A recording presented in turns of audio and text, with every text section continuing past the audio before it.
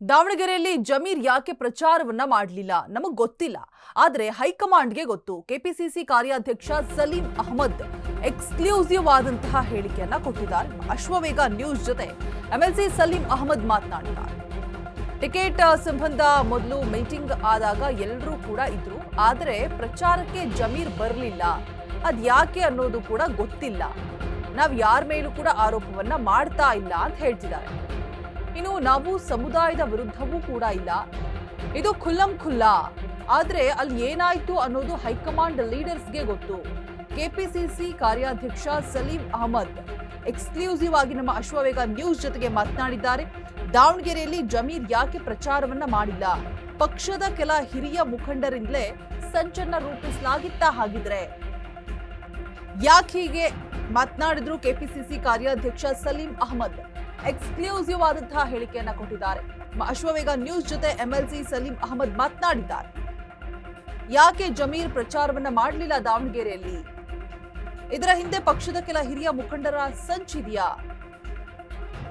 ಪ್ರಚಾರ ಕಾರ್ಯದಲ್ಲಿ ಯಾಕೆ ಭಾಗ್ಯ ಆಗಿಲ್ಲ? ಒಂದ್ ಕಡೆ ಕೇರಳದಲ್ಲಿ ಬ್ಯುಸಿ ಆಗಿದ್ರು ಅನ್ನುವಂತಹ ಮಾತುಗಳು ಕೂಡ ಕೇಳಿಬಂತು. ಬಟ್ ಬರ್ತಾರೆ ಅನ್ನುವಂತಹ ಭರವಸೆಯನ್ನ ಸಿದ್ದರಾಮಯ್ಯ ಡಿಕೆಶಿ ಕೂಡ ಕೊಟ್ಟರು.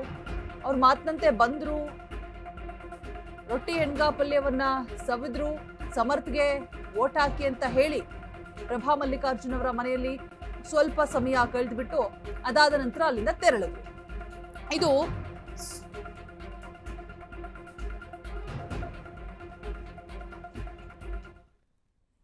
ಅದನ್ನ ಮುಗ್ದಿರುವಂತದ್ದು, ರಿಸಲ್ಟ್ಗಾಗಿ ಕಾಯ್ತಿದ್ದಾರೆ. ಇದರ ನಡುವೆ ಇದೀಗ ಒಂದಿಷ್ಟು ಗೊಂದಲಗಳು, ಸಮಸ್ಯೆಗಳು ಹಾಗೆ ಮುಂದುವರೆದಿದೆ. ಅಂದ್ರೆ ಅಲ್ಪಸಂಖ್ಯಾತ ಸಮುದಾಯದ ಒಳಗೆಯೇ ಈಗ ಒಂದು ಒಳಬೇಗುದಿ ಶುರುವಾಗಿದೆ ಅಂದ್ರೆ ತಪ್ಪಾಗ್ಲಿಕ್ಕಿಲ್ಲ.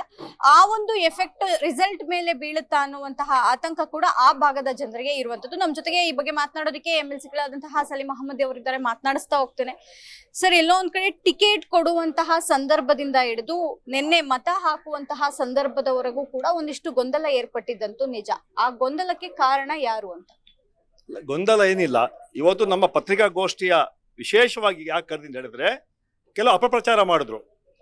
ಅಲ್ಪಸಂಖ್ಯಾತ ಕೇಳ್ದೇನೆ ಟಿಕೆಟ್ ಅನೌನ್ಸ್ ಮಾಡಿದ್ರು, ಅಲ್ಪಸಂಖ್ಯಾತ ಅನ್ಯಾಯ ಮಾಡಿದ್ರು ಅಂತ ಕೆಲವು ಪ್ರಚಾರಗಳು ಅಲ್ಲಿ ಸೋಷಿಯಲ್ ಮೀಡಿಯಲ್ಲಿ, ಟಿವಿಲಿ ನಡೆಸಿದ್ರು. ನಾನು ತಮ್ಮ ಮೂಲಕ ನಾನು ಏನು ಹೇಳ್ತೀನಿ ಹೇಳಿದ್ರೆ, ನಮ್ಮನ್ನೆಲ್ಲ ಕರೆದು ಎಐಸಿಸಿ ಜನರಲ್ ಸೆಕ್ರೆಟರಿ ಸುರ್ಜೇವಾಲಾ ಅವರು, ಕೆಪಿಸಿಸಿ ಅಧ್ಯಕ್ಷ ಡಿ ಕೆ ಶಿವಕುಮಾರ್ ಅವರು, ಮುಖ್ಯಮಂತ್ರಿ ಸಿದ್ದರಾಮಯ್ಯ ಅವರು, ಮಲ್ಲಿಕಾರ್ಜುನ್ ಕೂಡ ಕರೆಸಿ ನನ್ನನ್ನು, ಜಮೀರ್ ಅವ್ರನ್ನ, ನಜೀರ್ ಅವ್ರನ್ನ, ರಿಜ್ವಾನ್ ಅವ್ರನ್ನ, ಹ್ಯಾರಿಸ್ ಅವ್ರನ್ನ, ರಹೀಂ ಖಾನ್ ಅವ್ರನ್ನ, ಈ ಪಕ್ಷದ ಎಲ್ಲ ಮುಖಂಡರನ್ನ ಕರೆಸಿ ಕೂಡಿಸಿ ಅವತ್ತು 2 ಗಂಟೆ ಚರ್ಚೆ ಆಯಿತು.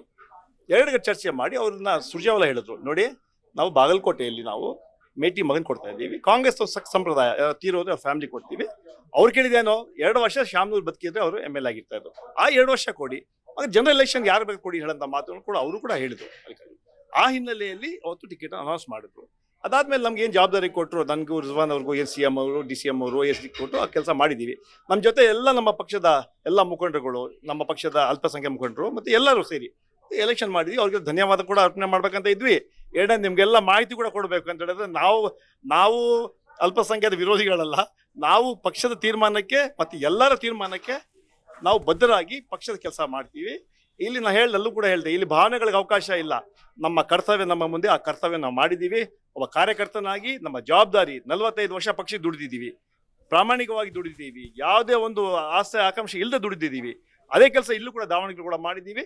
ನಮ್ಮ ಕ್ಯಾಂಡಿಡೇಟ್ ಸಮರ್ಥ ಅತ್ಯಂತ ಹೆಚ್ಚಿನ ಗೆಲ್ತಾರೆ. ಇವತ್ತು ಶಾಮನೂರು ಶಿಕ್ಷಕರ ಕೆಲಸ ಕಾರ್ಯಗಳು ಕಳೆದ 35 ವರ್ಷ ಏನು ಜಿಲ್ಲೆಗೆ ಜೊತೆಗೆ ಸೇವೆ ಮಾಡಿದ್ದಾರೆ.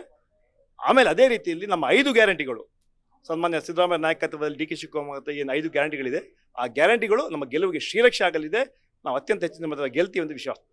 ಅಭ್ಯರ್ಥಿ ಅನ್ನುವಂತಹದ್ದು ಬಂದಾಗ ಪಕ್ಷ ಅನ್ನುವಂತಹದ್ದು ಮುಖ್ಯವಾಗುತ್ತೆ. ಆ ಪಕ್ಷದ ಅಭ್ಯರ್ಥಿಯನ್ನ ಗೆಲ್ಲಿಸಬೇಕು ಅನ್ನುವಂಥದ್ದು ಮುಖ್ಯವಾಗುತ್ತೆ. ಕೊನೆ ಕ್ಷಣದಲ್ಲಿ ಈ ರೀತಿಯಾದಂತಹ ಒಂದಿಷ್ಟು ಒಳಬೇಗುದು ಎಲ್ಲವೂ ಕೂಡ ಅಭ್ಯರ್ಥಿಯ ಫಲಿತಾಂಶದ ಮೇಲೆ ಬೀಳುತ್ತೆ ಅನ್ನುವಂತಹ ಸಂದರ್ಭದಲ್ಲಿ ಮುಖಂಡರುಗಳಾಗಿ ನೀವು ದೂರು ಕೊಡುವಂತಹ ಕೆಲಸವನ್ನೇನಾದ್ರೂ ಮಾಡ್ತೀರಾ ಅಂತವರ ವಿರುದ್ಧ? ಸದ್ಯಕ್ಕೆ ಈಗಾಗಲೇ ಎಐಸಿಸಿ ಜನರಲ್ ಸುರ್ಜೇವಾಲಾ ಕೂಡ ಇಲ್ಲೇ ಇದ್ರು, CM ಎಲ್ಲ ಮಾಹಿತಿ ಇದೆ, KPC ಅಧ್ಯಕ್ಷರು ಇಲ್ಲೇ ಇದ್ರು, ಮಾಹಿತಿ ಇದೆ. ಪಕ್ಷ ಏನು ತೀರ್ಮಾನ ತಗೊಳ್ತೆ ಅವ್ರಿಗೆಲ್ಲ ಮಾಹಿತಿ ಇದೆ. ಅದರಿಂದ ಪ್ರತಿದಿನ ಅವ್ರಿಗೆ ಮಾಹಿತಿ ಸಿಗ್ತಾ ಇತ್ತು, ಯಾರು ಏನ್ ಮಾಡಿದ್ರು ಅಂತ. ಪಕ್ಷಕ್ಕೆ ಬಿಡ್ತೀವಿ, ಏನ್ ತೀರ್ಮಾನ ತಗೋಬೇಕಾಗ್ತದೆ. ಇದಿಷ್ಟು ಸಲೀಂ ಅಹಮದ್ ಅವರ ಮಾತು. ಕ್ಯಾಮರಾಮನ್ ಗಂಗಾಧರ್ ಜೊತೆ ದೀಪಾ ಕುಕ್ವಾಡ, ಅಶ್ವವೇಗ ನ್ಯೂಸ್, ಬೆಂಗಳೂರು.